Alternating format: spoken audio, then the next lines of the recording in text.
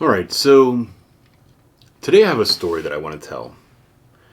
I don't know so much if it's a story that I need to tell or if it's a question that I need to answer. It's one of those things that you're often asked, and when you're asked, you don't have an answer ready and that's kind of the whole point. You're supposed to think deep about this kind of thing. The last time that I think I was asked this question was when I was in the interview process to become a police officer. I was at the oral boards.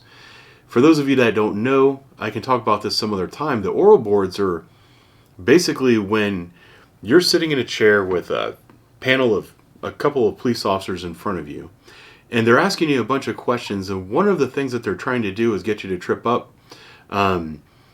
It's intended to be kind of a high pressure situation to see how you're going to perform under pressure when you're being interviewed. Somewhat like you're in a courtroom. So they ask you some things that, about your past and some things that they're trying to make you feel like you're inadequate, get you off guard, and then you might slip up and give some wrong answers or something. So when they asked me that question, I wasn't really prepared for it, but I didn't really care. The answer that I gave them was, well, I wish that I started this process a long time ago because I was in my 30s and I was not looking forward to going through another version of basic training in my 30s. I might have been 29 at the time.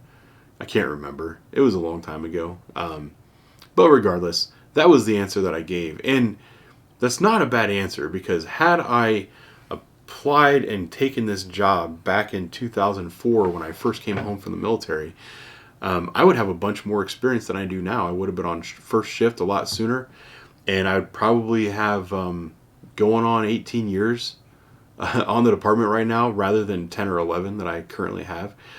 But that's not what my biggest regret is. That's just the answer I gave then. The story about the biggest regret of my life, it starts in 2001. It all happened on the same day, so this isn't going to be one of those. But I was in the Army, and I was getting ready to go to PLDC, the Professional Leadership and Development course. I was an E4 corporal, and I was going to go become a sergeant. So they were sending me to school, and the school that I was going to was in Nebraska.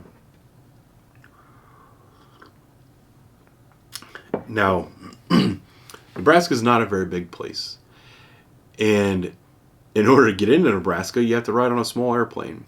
So what I did is I flew from somewhere into, where did I fly to? Minnesota. I was sitting in Minnesota, in a terminal in Minnesota, and I probably had a 4 or 5 hour layover waiting for my next flight because I had to wait. I rode on a really big jet to Minnesota, and then from Minnesota I had to fly in a really small propeller plane into Nebraska. And I was flying commercial. That's how most people in the military fly. I wasn't exactly a seasoned traveler back then. Not that I am today, but particularly back then. I think I'd only flown on planes 2 other times in my life. The first time I flew on a plane was when I went to basic training. So I flew from Columbus, Ohio. I think that's where I flew out of. No, Cleveland or Columbus, I can't remember. But down to Alabama because I went to basic training in Fort McClellan, Alabama. The only other time before this that I had flown was when we flew down to Nicaragua. But when we flew to Nicaragua in '99, we were there for hurricane relief. There was a whole bunch of us there. We flew as a group. This was probably the only time in my life that I ever had to drive myself to the airport, and go through the whole process and get on a plane and travel. So I wasn't exactly a seasoned traveler. That's the whole point of that story. So I'm sitting in this airport terminal, and I'm sitting in like the back corner where this way I can see anybody that's going to come in from any direction. And every single person that walks in that terminal, you instantly start kind of sizing them up. That's just kind of what people like me do. And one thing I did that was kind of silly, and it was pointed out to me, and I felt kind of dumb, was I was traveling in full uniform. Not something that you're supposed to do, but nobody told me otherwise. So I was traveling in. It wasn't my dress uniform. I was in my BDU. So I was in the old. It wasn't olive drab. I'm not that old. It was the woodland camo with the black boots, and I was sitting in this chair in the back corner of this terminal, reading a magazine. It was probably either some kind of guns and ammo magazine or like a bodybuilding magazine, because back then the internet wasn't what it is. I guess in 2001 it was, but it was still hard to get workouts and stuff, so you got your workouts from bodybuilding magazines. So I'm sitting there reading this stupid magazine, which I probably wasn't really even reading. I was probably just looking at the pictures. And this other guy walks into the terminal. So now there's just two of us there. There's all these rows of chairs, and he just decided to sit in the one that's like directly across from me, but he sat down quite a ways. It wasn't like he sat really close to me, but he was close enough that I could get a good look at him. And I looked over at this guy, just as you do. Somebody walks in, sits kind of close to you, you always glance over at him. And I'm looking at the pictures on my magazine, and I just kept glancing over, and I'm like, who is this guy? Like, this guy looks really familiar. It was starting to drive me crazy.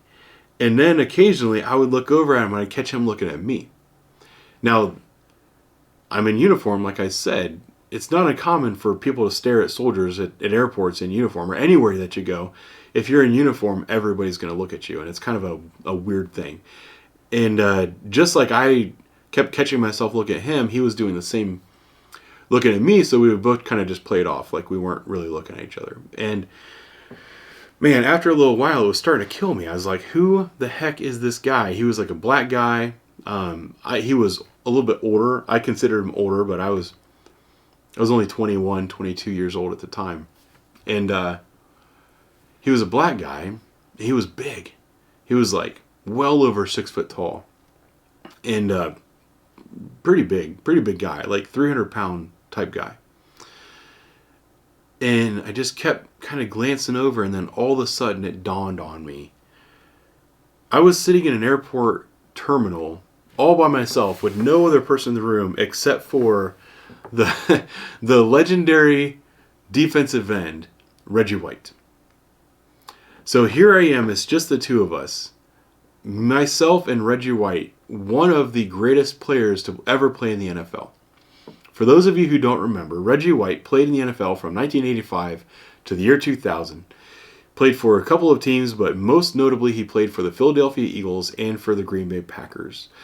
His time with the Green Bay Packers is the time that I recognized him the most. I remember him and Brett Favre being on the team together, and that's like basically all I remember. He was such a good player that his number was retired by both Philadelphia and by Green Bay. Now, it's not very often that you get to meet an all-time great football player. The guy's a legend. And here I am, I'm in the airport with just me and him. Well, it was just the two of us, and there was nobody around. I remember looking over and thinking how relaxed he was. And that this guy is incredibly famous, but there's nobody around him, nobody talking to him, nobody bothering him.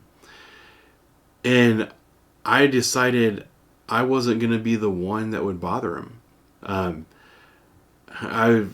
It would have been so awkward. You know, it was just the two of us. What am I going to say to Reggie White? Like, I've got nothing to say to this guy.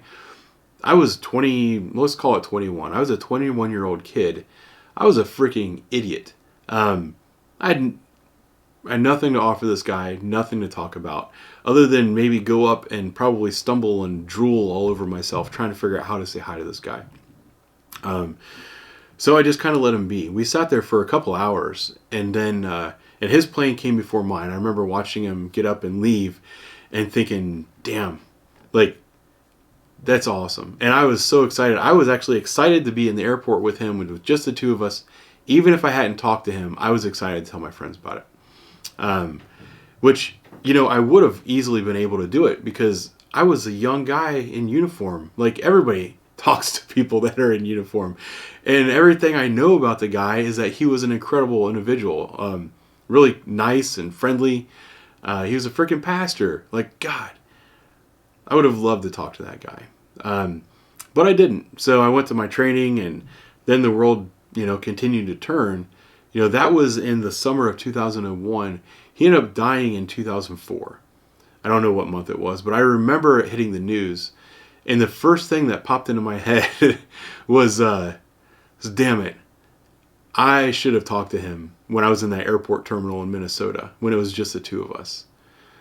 Like, what a squandered opportunity.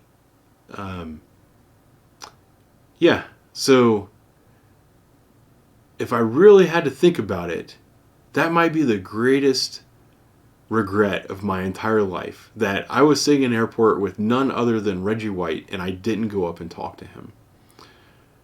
Especially knowing that he would have been more than happy to talk to me. So if I have any advice that I can offer anybody, is that if you're ever in an airport terminal and it's just you and Reggie White, for the love of God, go say hi to him. I guarantee he'll be gracious and talk to you. And I wish I would have done that when I was in that position. So I hope you enjoyed my story. Thanks for hanging out. I'll talk to you guys later.